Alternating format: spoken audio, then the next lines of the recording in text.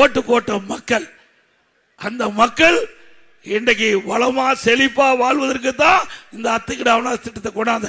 அந்த திட்டத்தை கூட வந்து கலந்துக்கல. அப்புறம் கேட்டா அம்மா படம் இல்ல நான் வரலைன்னு. நீ எங்க நீங்க அம்மாவை மதிச்ச பாருங்க. பள்ளிக்கூடத்தில் போய் சைக்கிள் கொடுக்கிறார். யார் படம்? கருணாநிதி படம், ஸ்டாலின் படம். யோகி இது எப்படி இருக்குன்னு பாரு.